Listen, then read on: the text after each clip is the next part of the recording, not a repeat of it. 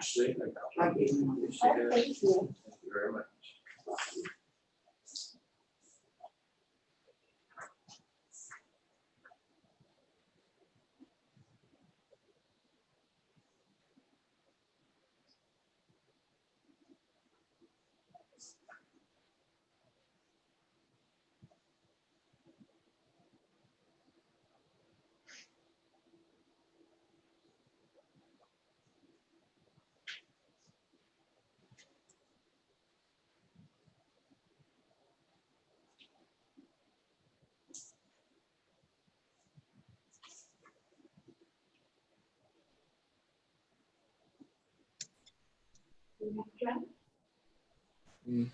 All set to go?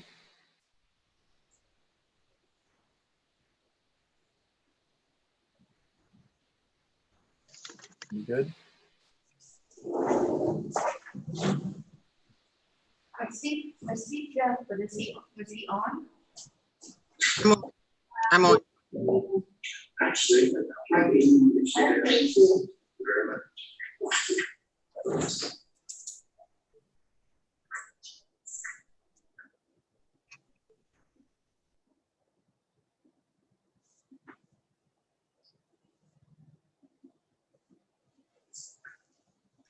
Just let me know when you guys are ready. Yeah, we're ready on this end. Jeff, Joe, Sharon. I'm ready anytime. Excellent. Okay. We will now begin this meeting of the Richmond City Board of Zoning Appeals for August the 13th, 2020. Good. Will the roll be called, please? You good? Jeff. I'm here. You hear me? I see Jeff, but is he on? I'm having technical difficulties. I can hear you guys, but I can't see you, or you can't see me. My camera's not working on my computer. Mary Helen Davis, Here. Aaron Roberts, Zayward, Salvador, Czar. Just let me know when you guys are ready. Yeah, we're ready on this end. Jeff, Joe, Sharon. I'm ready anytime. Okay. We will now begin this meeting of the Richmond City Board of Zoning Appeals for August the 13th, 2020. Good. Will the roll be called, please? You good? Yes. I'm here. I see Jeff, but is he on? I'm having technical difficulties. I can hear you guys, but I can't see you, or you can't see me. My camera's not working on my computer. Mary Helen Davis. Here. Is the YouTube muted? Sorry. Okay. Sorry. Are we clear to start again? We're sorry about that. No worries. Should we start over? Or just continue with the roll call? I think we did the roll call, so I think we're ready to proceed. Okay. Obviously, I am here, Joe Green. Will we all stand for the Pledge of Allegiance, please?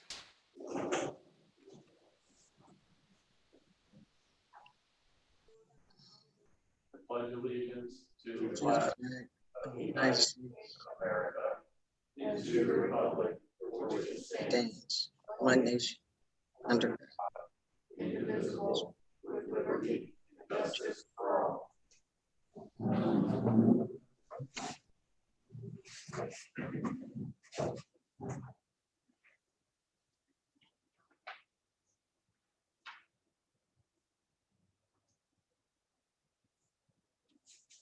Joe's muted again. You're muted, Joe. I'm sorry about that. At this time, we'll have the meetings, minutes read from the last meeting. No minutes. Hearing no minutes, we'll ask for a proof of publication. Thank you. This notice was published in advance. It states the time, date, place, and the items on the agenda for this hearing. This notice is in order to hold this public hearing. I would ask the board to make the motion to accept the proof of publication. I would hear a motion to accept proof of publication. A motion to approve proof of publication. I have a motion. Do I have a second?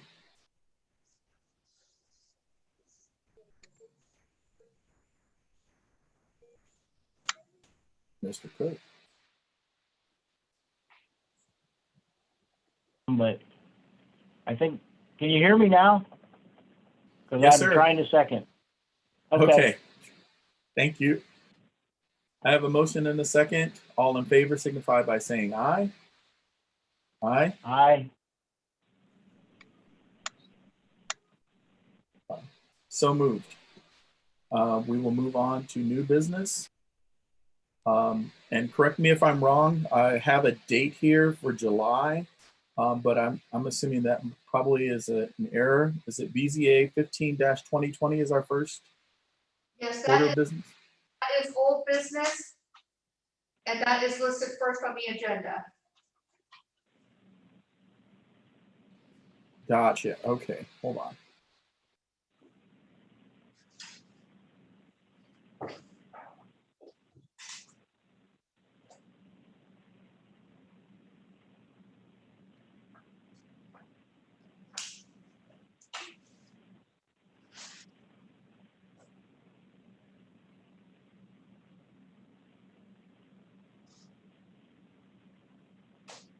And can you unmute now?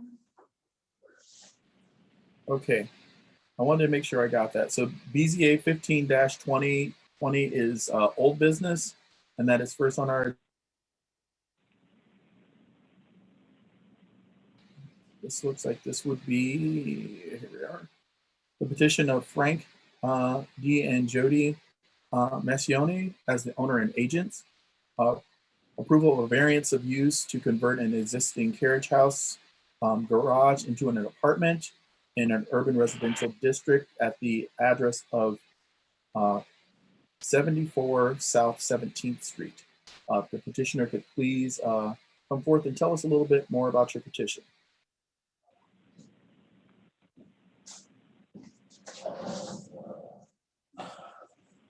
My name is Frank, and I have a house that's about 150 years old or so. That was refurbished or whatever. And I'm thinking about redoing the garage and turning the carriage house to a two-bedroom apartment, two bedroom, one bath. I guess you guys have sent letters out to all the neighbors stating what I wanted to do, and nobody disagreed with it. It would be an improvement to the neighborhood, I believe. And it, what I plan on doing is renting it out. I don't know what I don't know what the issue is. I think it's like I said before, it just improve the neighborhood, and Richmond could sure use some improvement. And I'm not.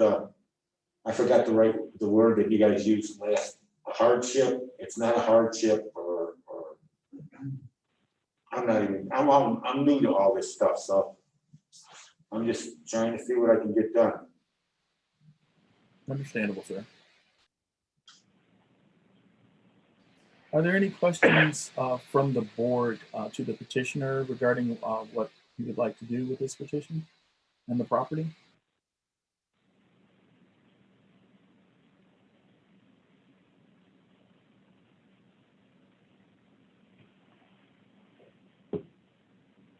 There is something else I'd like to say if I can.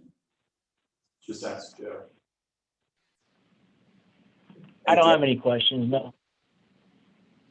Okay.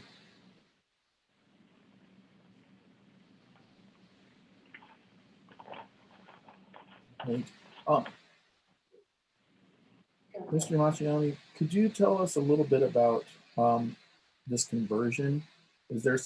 What things are you going to be actually doing to the garage to do? I'll tell you that, but can I first state that my house is, it's a single-family home, and the carriage house is detached. On my block and on the blocks surrounding me, there's multi-family houses, apartments. So I just want to get that out there. But what I plan on doing is, because right now it's just inside of the garage, it's just all the wood. I'm going to completely turn it into an apartment with plumbing. It's going to be, there's 1,100 square foot. There's going to be an upstairs, a downstairs, 2 bedrooms upstairs, full bathroom upstairs, half bathroom downstairs, and just, all appliances, whatever a new apartment looks like.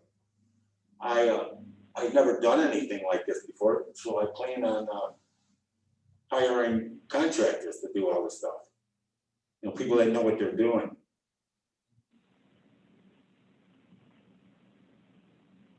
I've already put a new roof on it and painted the outside because the outside had a lot of graffiti on it.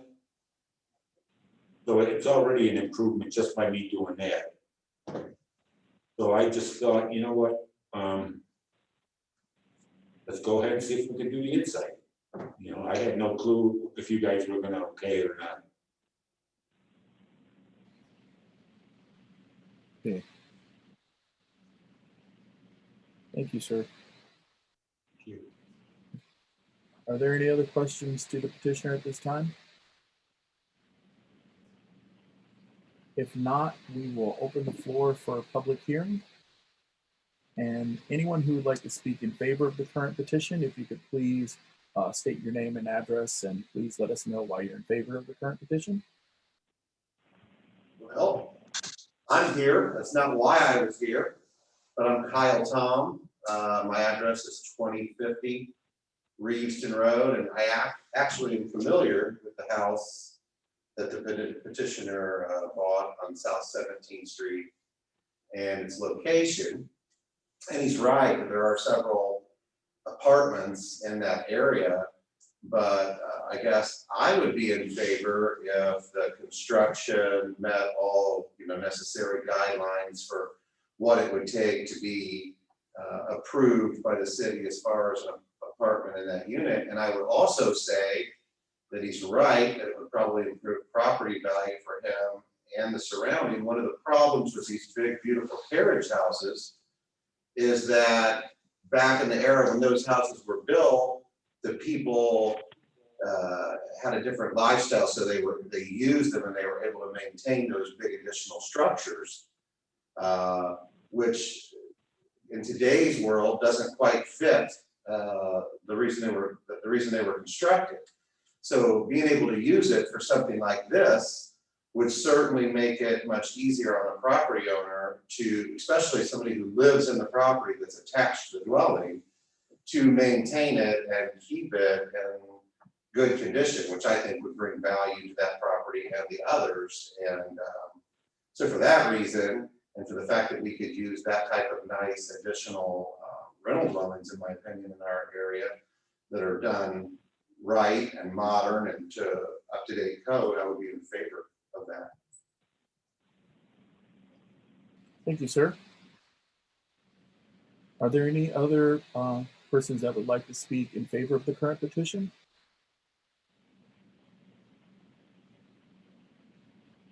Hearing none, was there anyone who would speak in opposition to the current petition? If you could please give your name and address and let us know why you're not in favor of the petition.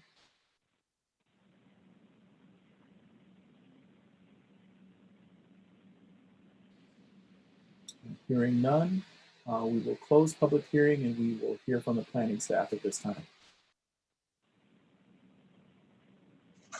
So I'm Ian Vanessa, I'm the new city planner. I haven't been able to meet all of you quite yet, but I'll be reading the staff reports today. So this is petition PZA 15-2020. Petitioner Frank D. and Jody J. Macchione. The request is to approve a variance of use to convert an existing carriage house garage into an apartment in an urban residential district at 74 South 17th Street.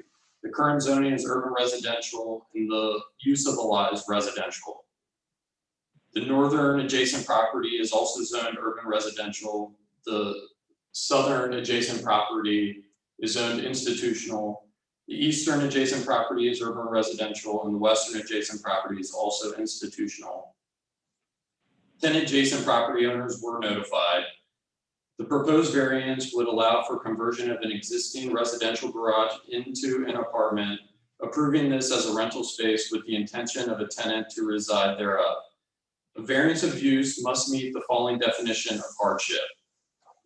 A difficulty with regard to one's ability to improve land stemming from the development standards of this unified development ordinance, which may or may not be subject to relief by means of variance, in and of themselves, self-imposed situations and claims based on a perceived reduction or restriction on economic gain shall not be considered hardships. Self-imposed situations include the purchase of land with actual or constructive knowledge that, for reasons other than physical characteristics of the property, the development standards herein will inhibit the desired movement. Any improvement initiated in violation of the standards of this unified development ordinance and the results of land division requiring variance from the development standards of this unified development ordinance in order to render that site buildable. The planning staff consulted with all city departments and utilities to determine any objections based on public health and safety. No objections were raised. The staff recommendations for denial based on these findings of facts. 1, the first finding of fact is the approval of the variance will not be injurious to the public health, safety, morals, and general welfare of the community because the structure is already in place for the proposed land use at the location and will not have any substantial changes to existing conditions on site. 2, the use and value of the area adjacent to the property included in the variance will not be affected in a substantially adverse manner because the use of the property will not be changing substantially from its current use and is consistent with other nearby multifamily properties in the neighborhood. The need for the variance, number 3, the need for the variance of use does not arise from some condition peculiar to the property involved.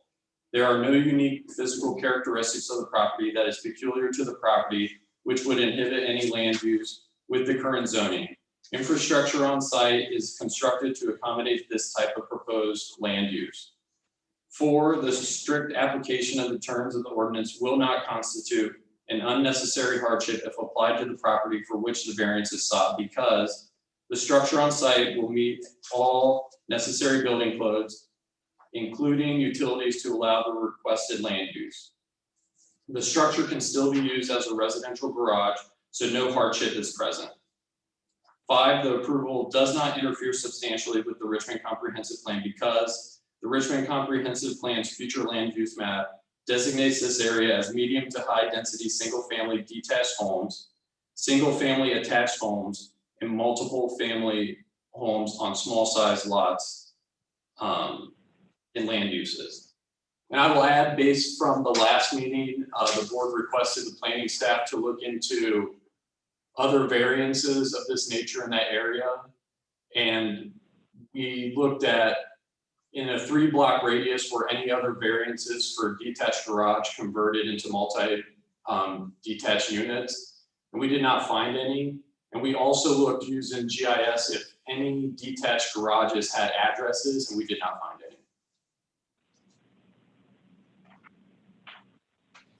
Thank you.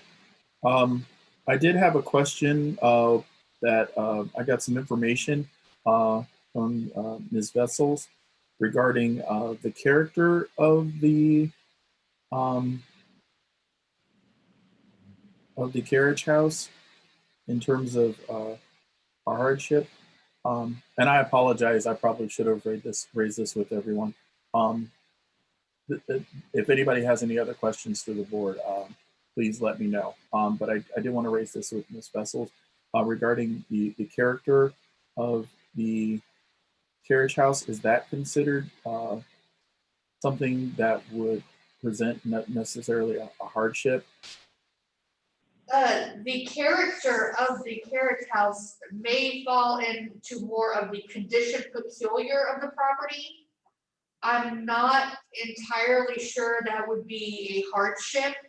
I mean, a carriage house, and as Mr. Kyle Tom said, the carriage house is bigger and larger than what would normally be constructed today, because the lifestyles were different back then, as he said. So that may not be a hardship. I could see it possibly be in the condition peculiar factor, but I would welcome any feedback from the board, which might give me a heads up as to why you would think it would also be a hardship. I'm not seeing it just off the top of my head right now, but if the board, if the board can think of a reason or think of the manner in which that character would affect a hardship, I think that is something that the board should entertain. Thank you. Are there any other questions to the planning staff at this time from the board?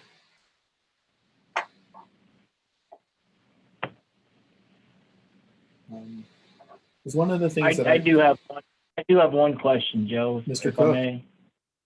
Absolutely. To the planning staff, one of the things that I did a little bit of research on, the multifamily tenant buildings that are in that neighborhood are all single buildings with multiple tenants. There's no multi-building tenant type things where there's multiple buildings on the same address or site, correct? Correct. And that, if I may, that comes from Article 5 of our Unified Development Ordinance, 5.86 Structure Standards.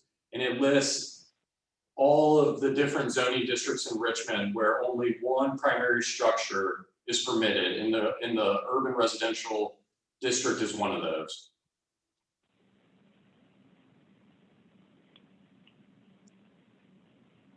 So I go back to my question from our last meeting then, is that why we have this variance in front of us? Yes, because in the urban residential district, a permitted use is multifamily, but that would, for this zoning, that would have to be attached. So that would be like a townhome or a duplex or something like that. But when you have two separate structures, that's going to be detached multifamily. So that's what this variance of use is for, or addressing. Thank you. Yeah, just go ahead and. Yes, sir. It just dawned on me. Not only would it improve the neighborhood, you guys would be able to throw property taxes on that. So that would also benefit Richmond, that needs every penny they can get their hands on, as far as I'm concerned. Thank you, sir.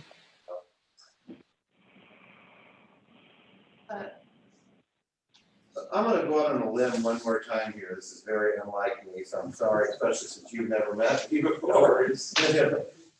You know, we talk about, I understand the whole situation for a hardship. And I guess my question is, if I'm talking to the board is, and kind of bouncing off what she had said, is these few carriage houses that are out there still remaining in that area are very obscure. It's not a norm. It's not a norm anymore. And they are highly oversized. I'm not even sure if this one can be used as a garage right now. Does it have garage doors, and is it really accessible for a car, or was it designed in a way that doesn't make it fundamentally good for a car? Because if so, that would, to me, be some type of hardship. I'm just saying to have a legitimate reason to create a hardship might assist in this. And honestly, I would not be in favor of plopping up multi-attached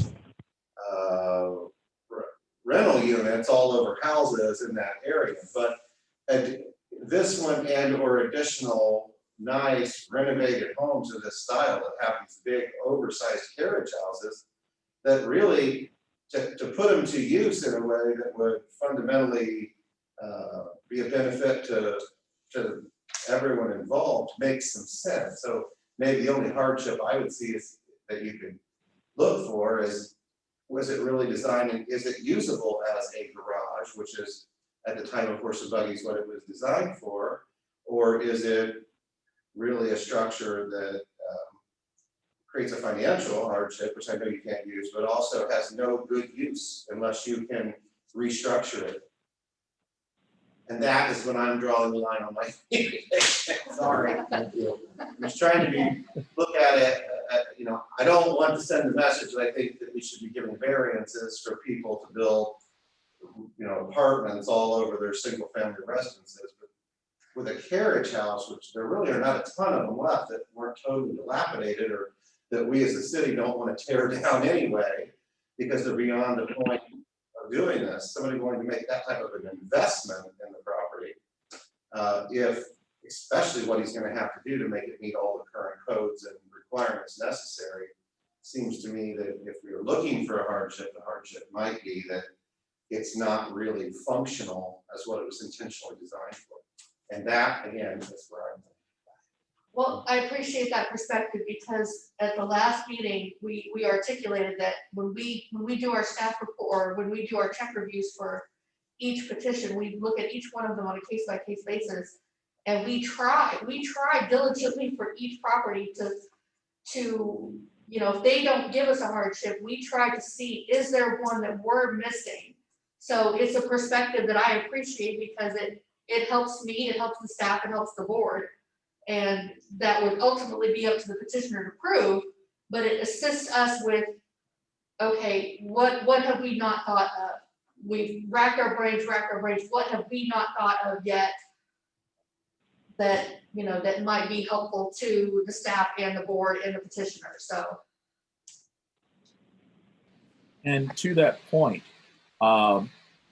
which is why I kind of brought up the peculiarity of the carriage house. Were this board to look at this as a form of a hardship, would this be relegated only to properties that have carriage houses, or to Mr. Tom's point, would this open the door for other detached structures to be used as rental properties? And I guess that's a question I have for the planning staff. If I can let Ian address this, but if I could chip in, I think number one, yes, you're setting a precedent. But as Mr. Kyle Tom said, you also want to look at what is it about this particular carriage house? I mean, is it just all carriage houses, or is it something that he cannot, if he can't use his property as a garage, that could be determined by the board to be a hardship. So to answer your earlier question, yes, you're setting a precedent, you're setting a standard for Richmond. But it kind of does boil down to, well, is it all carriage houses in urban residential, or all carriage houses that cannot be used for the intended garage purposes? So that's where I'm connecting the dots here. Does that answer your question? For the most part, yes. Yes. And just another little dot real quick here. Again, I can kind of see how that would be a condition peculiar. And it may be a hardship.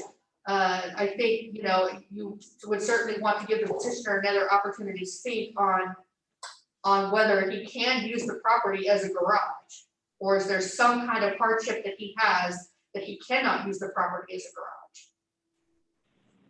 Kim, are we also looking at the historical of when it was built?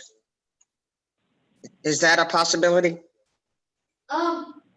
That was sort of mentioned earlier. I think that the use is what is the key. I mean, the age of the structure may not be in and of itself an issue, but because of the age, if that gives him a hardship in the way he can use it, again, I would leave that up to the petitioner to prove, because it is his case to prove.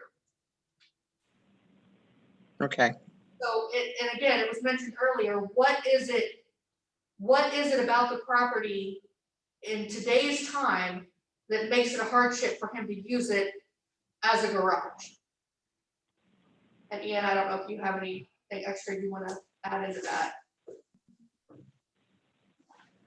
Yeah, I'll just say, the garage component is true. I look at it as for hardship, does the current zoning debilitate the owner from using the land as it's set up to be used? I personally would look at this, that it's residential and it's being used residential. So therefore, there's not a hardship. I don't know necessarily, I think it's a fair point that Mr. Tom brought up. I don't know what the carriage house original intent was, but to me, I think of a hardship as when the current zoning debilitates you from using it, how the land was set up, how that property was developed to use. So I don't know if that complicates it or helps, but. Well, I agree, and I think it kind of goes back to what I said at the last meeting. The hardship is a higher standard. It's not just a practical difficulty, it's a higher standard that has to be proven by the petitioner. So I think he needs to address that. Yes, sir. First of all, there's no hardship. I could use it as a garage. I put all my, I'm not gonna sit here and lie and saying that I can't use it. I got all my garden stuff in there. I got a trailer in there. And if you look at the house from the outside, it just, the previous owner put vinyl siding on it, so you can't even tell that it's 150 years old. It looks like a huge, I guess, almost like a miniature house, but it's got a garage door on it. The whole front would change. The side of the garage has 2 windows and a door. So, as far as I'm concerned, even if you guys did okay it, approve it, and it set a precedent, and everybody wanted to remodel their garage, half of the garages in this town are falling apart. It would be a good thing. A lot of these houses should be torn down. The garage, no one's doing any work. So if I could motivate people, encourage people, hey, redo your garage, rent it out, do something, that'd be a good thing. Because where I drive through and what I see, these houses are falling apart. And I don't want to continue to say this because, I mean, it's a fact of life. If I can get other people motivated to remodel their garage or maybe start caring about their property, that'd be a good thing. So, and on the other hand, just one other thing. It really doesn't matter to me if you guys deny me or not.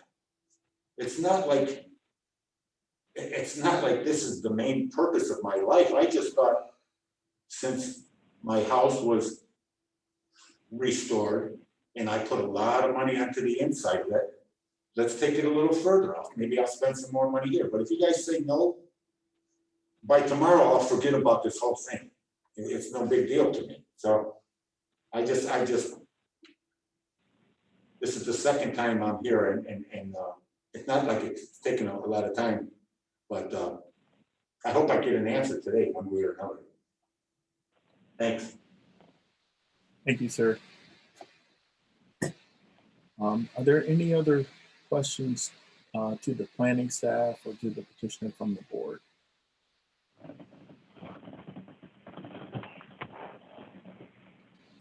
Hearing none, I did want to just kind of reiterate to the petitioner and to those that would stand in approval to this petition, is that this board is bound by the comprehensive plan and basically the 3 requirements that we have to meet in order to approve something for a variance.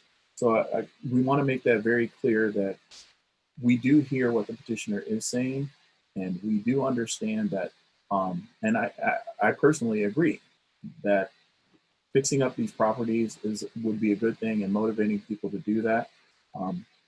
But our charge is to stick by what we consider would be a good use of a variance. So I wanted to make that clear before we actually go to move to either approve or decline the current petition. That being said, I would hear a motion for BZA 15-2020. I move to approve BZA 15-2020 based on the finding of fact. I have a motion. Do I hear a second? Second. I also want to make it clear, and I probably did not do this at the beginning of the BZA meeting, that we do have a quorum, so a unanimous decision is required for a motion to pass.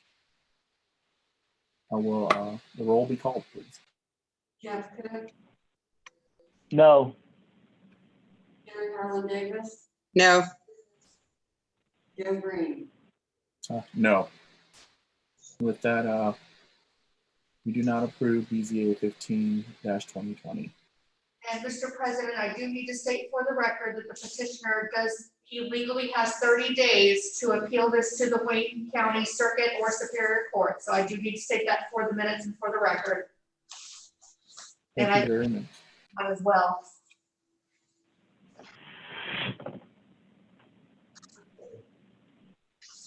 Thank you. Thank you, sir. Thank you. Thank you, sir. Oh, my goodness. Thank you, sir. Next, we will move on to new business. That would be BZA 18-2020, the petition of Indiana Municipal Power Agency, the owner and agent requesting a variance of development standards to allow relief from a fence height restriction of 7 feet, a 7-foot tall fence with 1 foot of barbed wire at the address of 1800 South 23rd Street. And the petitioner is here. If you could just give us your name and tell us a little bit about your petition. Yes, thank you very much. My name is Jack Alvey. I'm with Indiana Municipal Power Agency at 11610 North College Avenue, Carmel, Indiana. I do have a presentation here. If the board would like me to run through this, I can do that if it's your pleasure. Absolutely, it's fine. Okay. Thank you. Let me do this stuff.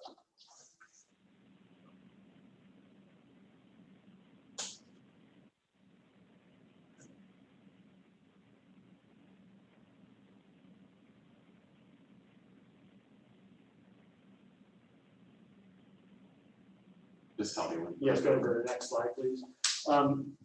Indiana Municipal Power Agency, we are the wholesale power supplier to Richmond, the city of Richmond, and Richmond Power and Light. We're a not-for-profit joint action agency in the state of Indiana. I know that some of you, or at least I remember Jeff has been, I've been in one of these meetings previously, but we've been before the board a number of times as we've been building solar parks in Richmond as part of our power supply for the city.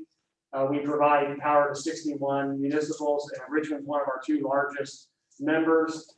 We have a generation and power supply portfolio of coal, natural gas, and renewable energy, some nuclear power too, purchase power contracts to make up the overall supply for our members.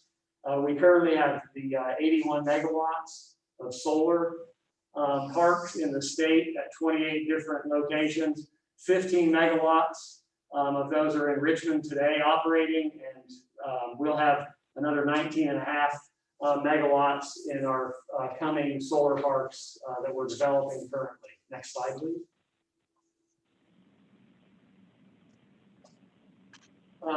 So today we are here to request relief from the city's fence height with our solar park. In the institutional zoning class, we have a standard fence that we put around the parks. It's chain link with a barbed wire fence on top of a foot. So it's a 7-foot fence with a 1-foot barbed wire fence. Next slide, please. So we do those for a couple of reasons. Number one is to protect the community. There's electricity being generated within the site. So this protects people that could enter unauthorized, may not know what they're getting into. It also protects the solar equipment and the other power supply equipment at the site from vandalism or theft. So it's both a security and a safety measure to have this type of fence around the site, which we do already have around our other solar parks in Richmond. Next slide. So here we have the where the fence is located. The solar park is on South 23rd and Worley Roads, and where it will sit around the perimeter or boundary will be within the tree lines on the north, on the east, the west, and then at the south. There really isn't tree on the south, but we're 90 feet off of the south border of our property there. Also there at the south, that's kind of boxed in with, there's a railroad track on the west, and then on the east, it's a legal drain and with an accompanying floodway. So it's kind of an isolated area that sits back there in the south. There just isn't any trees there, but we are further off of the boundary than we are on the north side, where we're on Worley Road, where we're still probably about 50 feet off of Worley. But you can, I think we'll have a diagram here that may show where the fence sits behind the trees at the other areas. We do have solar parks 2, 3, and 4. We came to the board for the same type of variance, so we do have those fences located at those solar parks in Richmond. So we'll actually be developing this site in 2 different projects. The first one we're calling Solar Park 5, and the second is Solar Park 6. Solar Park 5 we hope to start construction this fall, probably in September. Richmond has a long history with us with solar. We did 3 demonstration projects in 2014. Richmond was one of our demonstration projects, and the first project that we put a tracking system for the panels to track the sun from east in the morning till west in the evening. The parks we have online, the solar park number 1, that's down at the Richmond Power Night Service Building between the service building and the Elks Country Club.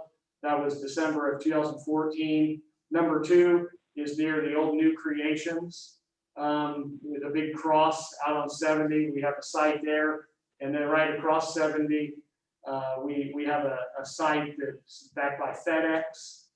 That came online this year in December of 2019. Number 4 is well underway. That's one of my next sites that will be starting up, and that's right there off of Williamsburg. When you come off the Williamsburg Pike exit off of 70 to the west of Williamsburg Pike on Industries Road. Next slide, please.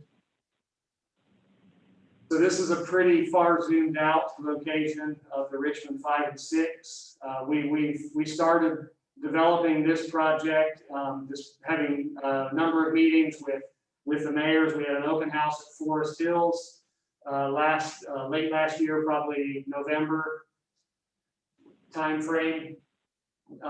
We did go through a rezoning of this site from residential to the institutional. The property was actually larger, where we owned the property all the way to South 23rd.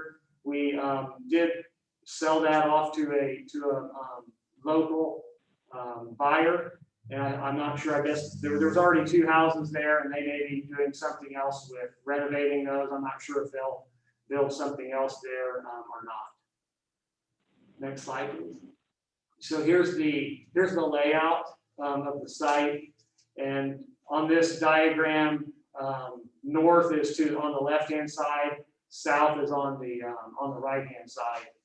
And the fence is the kind of lighter shaded blue line with the darker shaded blue line being our property line.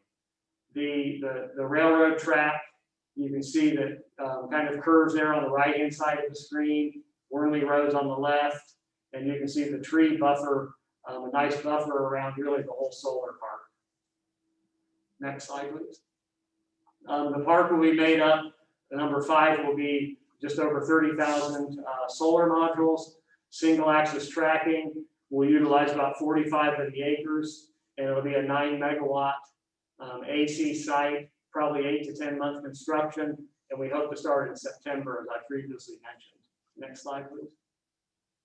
The number 6 will be starting later, probably in Q3 of 2021, with also about the same length of construction. It's a little bit smaller for the rest of the land, a little bit smaller piece at 27 acres and 5 megawatts and 16,500 panels.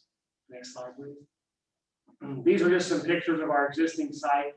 This is the one by New Creations, 7.44 megawatts, right off of I-70. Next slide. This is just one of our more recent up in Rensselaer. We built this one here at the end of last year. Just no overhead view. You can see we're kind of near some residential there. Don't have near the type of buffering that we have here on this site.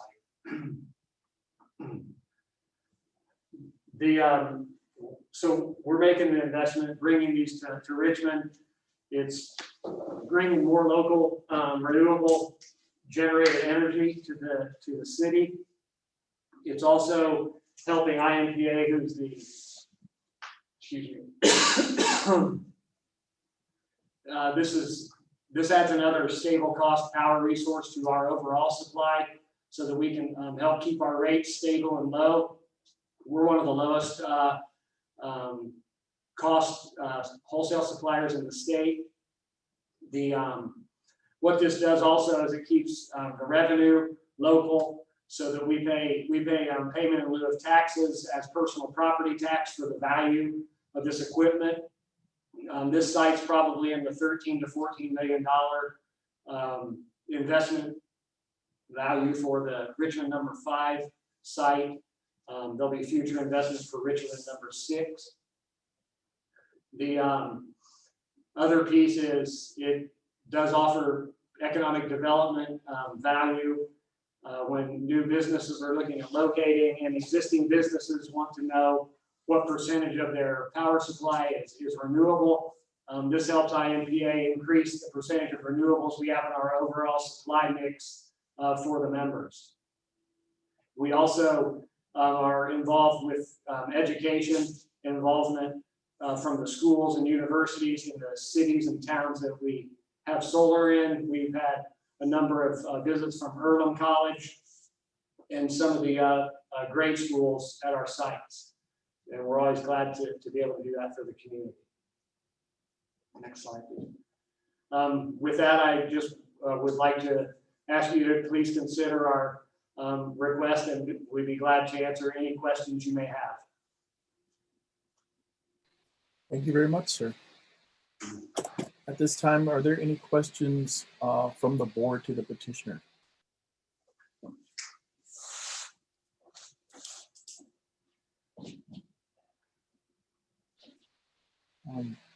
I do have maybe 1 or 2 questions. With regard to the fence now, will the fence be 7 feet tall, and is the barbed wire is an addition? Is that what we're asking here? Yes, if the barbed wire would be kind of at an angle, so it may be a length of a foot, but it may not stick up quite a foot. But yes, I think the number of strands is 3 or 4 strands of barbed wire above the fabric of the fence.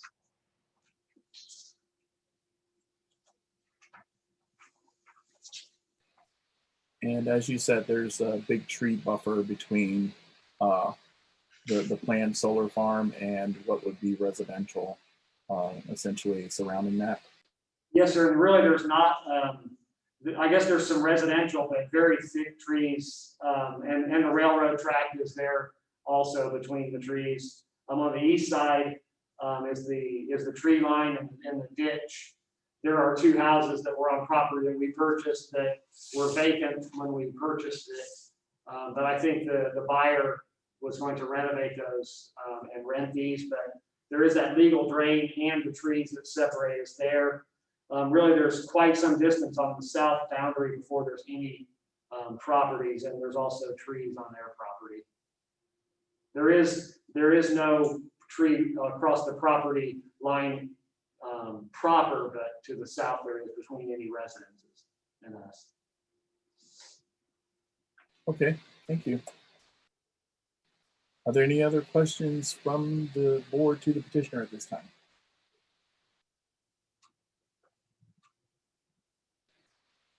Hearing none, I would like to open the floor to public hearing. If there's anyone who would like to speak in favor of the current petition, if you could please step forward, give your name and address, and let us know why you're speaking in favor.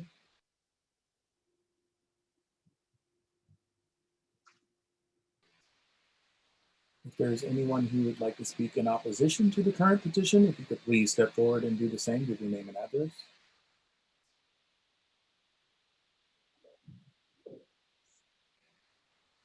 Hearing none, we will close public hearing and we will move to a report from the planning staff at this time.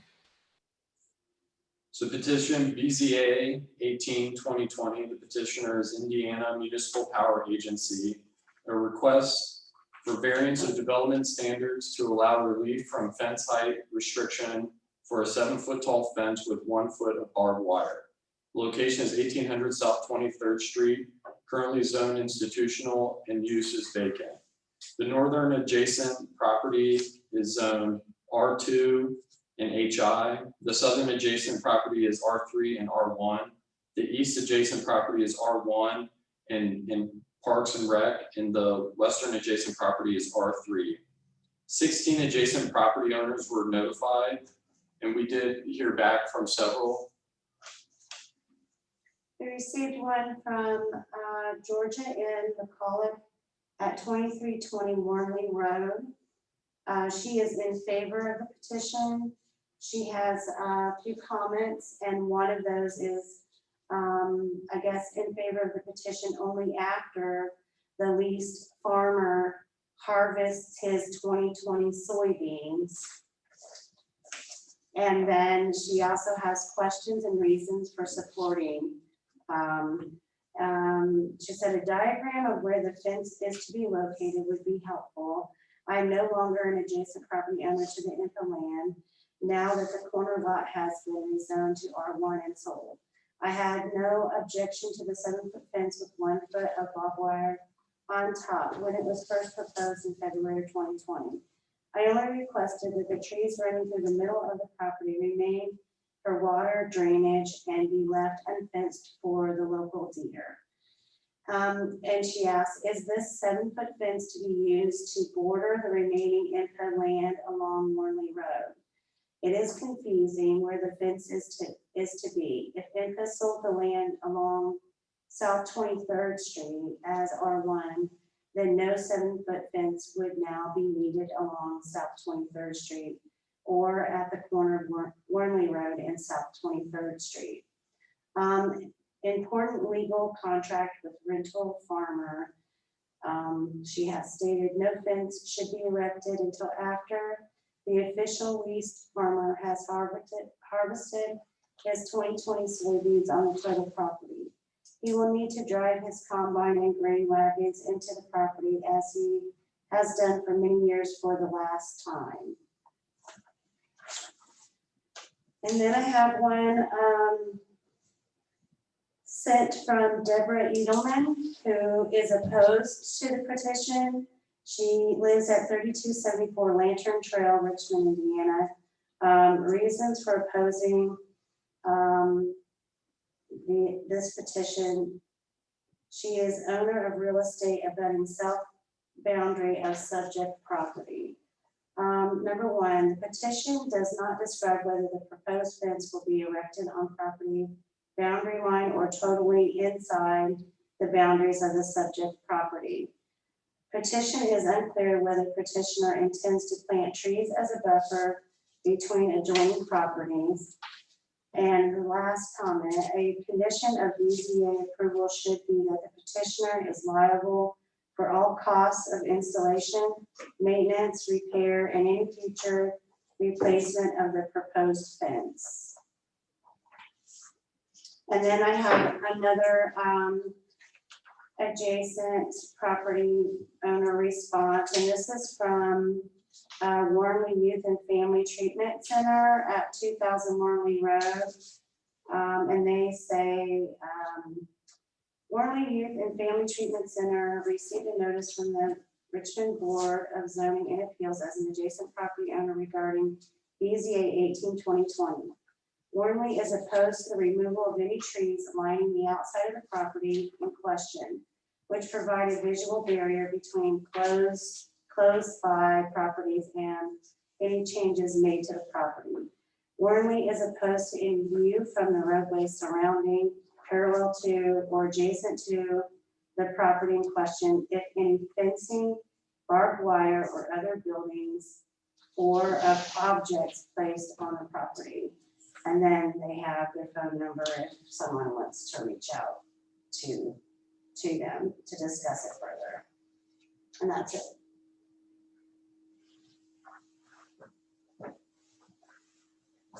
So I'll continue reading the staff report. This lot is planned to be used as a solar field. In order for this to happen, the owner is requesting to be allowed relief from the fence height restrictions in order to protect the community and the solar arrays. The owner would also like to install 1-foot barbed wire as a deterrent from trespassing on the property. Variance of development standards can be approved if practical difficulties exist for the property. A practical difficulty is defined as a difficulty with regard to one's ability to improve land stemming from regulations of the Unified Development Ordinance. A practical difficulty is not a hardship. Rather, it is a situation where the owner could comply with the regulations within the Unified Development Ordinance, but would like a variance from the development standards to improve the site in a practical manner. For instance, a person may request a variance from a side yard setback due to a large tree which is blocking the only location that would meet the development standards for a new garage location. The planning staff consulted with all city departments and utilities to determine any objections based on public health and safety, and no objections were raised. The staff is recommending approval based on these findings of facts. A, the approval will not be injurious to the public health, safety, morals, and general welfare of the community because the barbed wire fence is proposed as a protection for both the public and this element of energy infrastructure. The surrounding lots are mostly vacant with the exception of Warrenly Children's Home and Forest Hills Country Club Golf Course, and the barbed wire will serve as a protection for the public by preventing access to the charged and potentially dangerous to touch photovoltaic units. B, the use and value of the area adjacent to the property included in the variance will not be affected in a substantially adverse manner because the relief of fence height requirement and the use of barbed wire will not cause any adverse effect on the neighboring properties. C, the strict application of the terms of the ordinance will result in practical difficulties in the use of the property because the relief of fence height and use of barbed wire will allow a measure of safety that would not be available with a facility that is unstaffed day to day. Without regular staff members, this site needs to be protected from outside entry due to the dangerous nature of the charged solar panels. The required fence height restriction and use of barbed wire would prevent the site from being utilized to its full potential. Thank you. At this time, I would hear any questions from the board to the planning staff.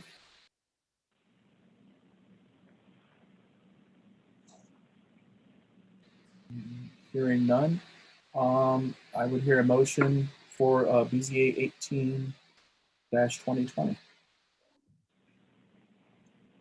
Mr. Chair, I have a motion for BZA 2020? It's 18. 2020 for approval based on finding of fact. Second. I have a motion and a second. Will the roll be called, please? Jeff Cook, Aye. Gary Harlan Davis, Aye. Joe Green. Aye. And with that, BZA 18-2020 passes. Good luck, sir. Did you need me to address any of the public comment in the letter, or too late and unnecessary at this time? Actually, if you would like to address some of the buffers, that's kind of one of the reasons why I brought up where the trees would be aligned and where the fence would be. So absolutely, if you wanted to address that, that was perfectly fine.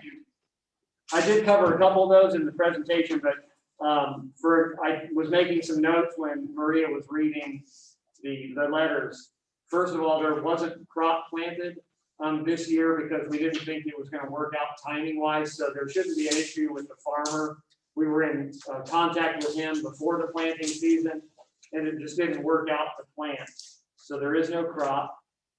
There will be no trees removed with the exception of where we have a driveway that will be the entrance to the site on Worley Road, and that's kind of at the northeast corner in the if we can, yeah. It was whichever slice had a colorful layout. Here you go.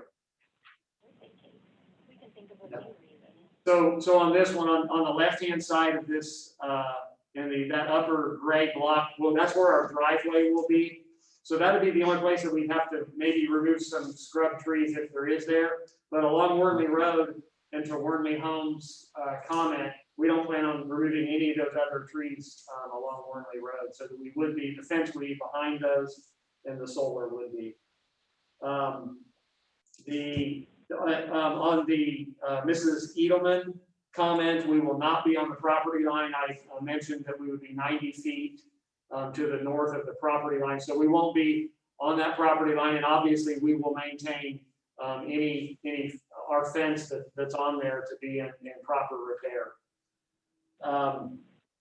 And then lastly, I just mentioned, and this one wasn't really a comment, but this is just a typical substation, like an electric utility substation that Richmond Power Light would have, that you would see anywhere as the type of fence that we're going to be putting in. Just very typical electrical utility.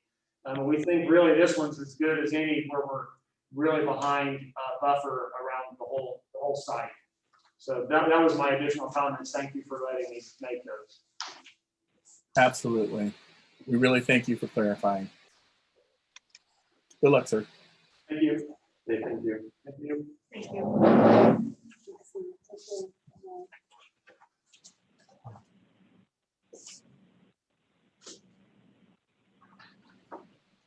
At this time, we will move on to BZA 19-2020. Thank you. And that would be the petition of James and Anita Gridley, owner, Mr. Kyle Tom as the agent, requesting a variance of use to allow a salon and day spa in the urban residential district at the address of 325 National Road West. And Mr. Tom is there. So if you could please tell us a little bit about the petition, give us your name and your address, please. Kyle Tom, I reside at 2050 Reeveston Road, and I'm the agent representing the request for variance of use on the property located at 325 National Road West. And I apologize for my comments earlier. If I knew there was a garage door, I would have kept my mouth closed. Anyway, this site is currently, for anybody who is not familiar with it, used as a therapy office. It's been used for commercial purposes for, as far as I can tell, back close to 20 years. All of the, what I would call residential exterior items have been removed, so it doesn't have sitting porches, it doesn't have standard residential landscaping. It has a parking lot versus a yard, so if you look at the overall aerials, the building actually has been set and is currently used and is under a current use variance for commercial use as a therapy office or health aid office, I believe both, if I'm not mistaken. So would the approval be injurious to the public health? I don't believe so. The use that's being proposed, which would be basically like an eyelash bar / salon, would have very similar traffic to what the traffic, it would only be 2 people there working, so it would be very similar traffic to the traffic of the current commercial use. And there wouldn't really be any changes for the most part structurally at all, interior or exterior, because the building currently is set up basically as an office, so it doesn't necessarily have a living, working kitchen and or standard baths with showers or those type of things. It's basically already been converted to be used for the most part as office space. So I don't see anything there to be injurious.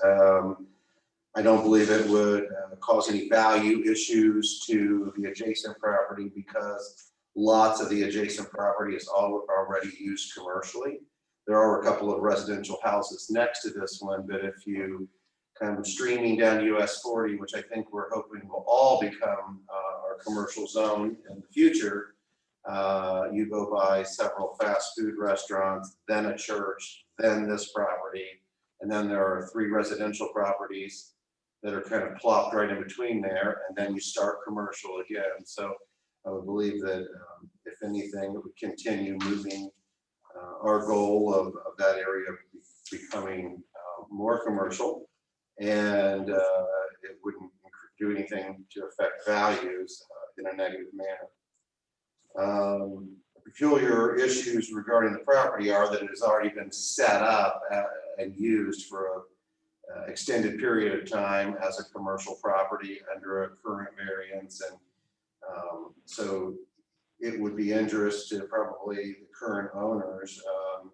It would be very difficult probably to switch it back over for residential use, because it no longer is laid out or in the use of residential. So the reason I'm here requesting the variance is because the variances are specific to the actual use, not rather than it's being used commercially. So in order to use it for a spa versus a therapy office, we have to get a new variance, is what my understanding was. I don't think that it would be a negative in any way, and I'm glad to answer any questions about the intended use and or the prior use of the facility. Thank you very much, Mr. Khan. Are there any questions to the petitioner from the board at this time?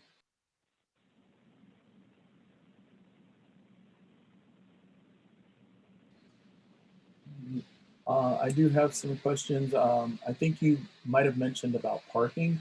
Do you know anything about the traffic that would be going in? You said it would be similar. Are there any specifics about what might be estimated to be the traffic for the spa? So the prior organization had 2 therapists, so they were seeing 2 people on an hourly basis during operation. This new proposed use would, to the best of my understanding, have 2 stylists. This would be more of a lash bar, if anybody's familiar with that, versus a haircutting salon. It's all the same, but that process takes a while. There would be 2 artists, so you could probably expect, in my opinion, those to take an hour or more. So equal to or less than traffic-wise, I would guess. And I want to be realistic, some might take less than others, but I don't think you would see any substantial increase, probably 2 per hour for operating hours through the week. And there is. Thank you. Oh, no, go ahead, please. Sorry.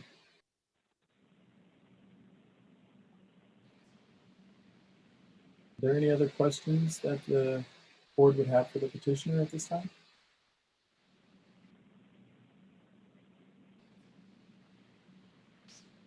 Will there be any special signage requirements? I don't think so, because there's an existing sign, and from my earlier communications, but I think that might have been pre-conversations with you, that if we have an existing sign, if all we're doing is refacing it, I don't think we have to come back and do anything with that. If I find out that's different, then I'll be back to see you, but it doesn't have a large sign and we don't need any additional sign requirement.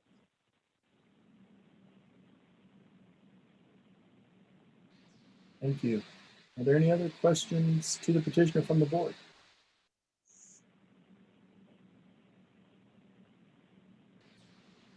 Hearing none, I will move to public hearing. Is there anyone who would like to speak in favor of the current petition? If you could please state your name and address and let us know why you speak in favor of it.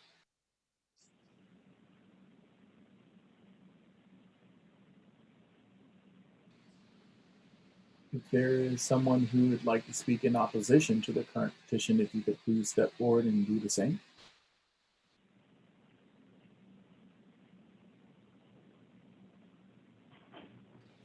Hearing none, we will close public hearing at this time and we will hear a report from the planning staff. Petition BZA 19-2020. Petitioner is James L. and Anita J. Girdley, represented by Kyle Tom. A request approval of a variance of use to allow a salon day spa in the urban residential district at 325 West National Road. Current zoning is urban residential and the use of the lot is single family detached. The northern adjacent property is UR and institutional. The southern adjacent property is UR and institutional. The eastern adjacent property is institutional and general commercial, and the western adjacent property is UR and general commercial. 5 adjacent property owners were notified. I received one response in favor of the petition from Patrick Dale at 333 National Road West, Richmond, Indiana. There were no other comments. Thank you. And the proposed variance would allow for commercial use as a salon day spa in the urban residential district. Variance of use must meet the following definition of hardship: the difficulty with regard to one's ability to improve land stemming from the development standards of this unified development ordinance, which may or may not be subject to relief by means of variance. In and of themselves, self-imposed situation and claims based on a perceived reduction of or restriction on economic gain shall not be considered hardships. Self-imposed situations include the purchase of land with actual or constructive knowledge that, for reasons other than physical characteristics of the property, the development standards herein will inhibit the desired improvement. Any improvement initiated in violation of the standards of this unified development ordinance, any result of land division requiring variance from the development standards of this unified development ordinance in order to render that site buildable.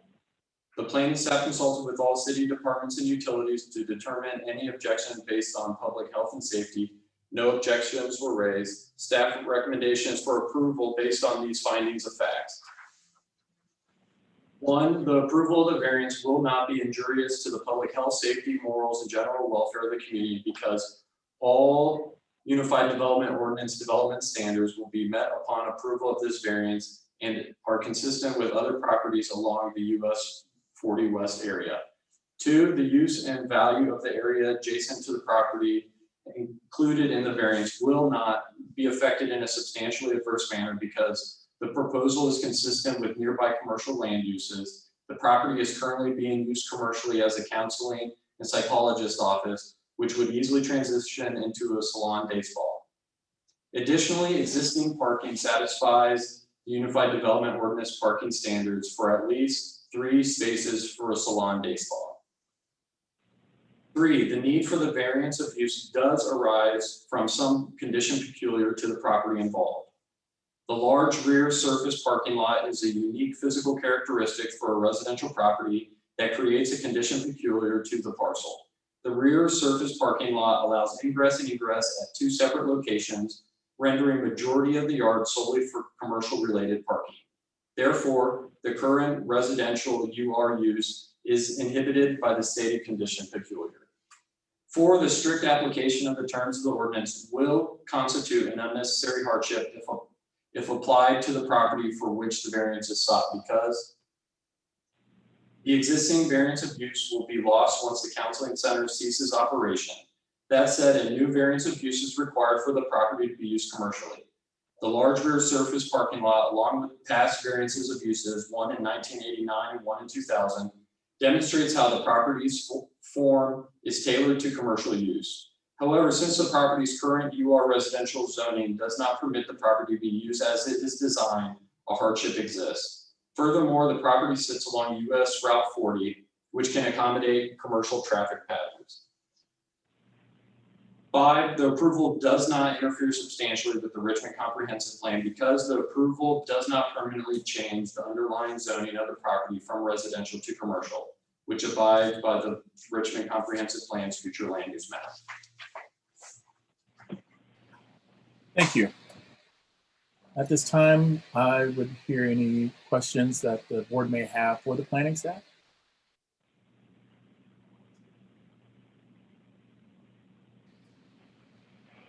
And hearing none, I would hear a motion for BZA-19 2020. Mr. Chair, I move to approve BZA 19-2020 based on the finding of fact. Second. I have a motion and a second. Will the roll be called, please?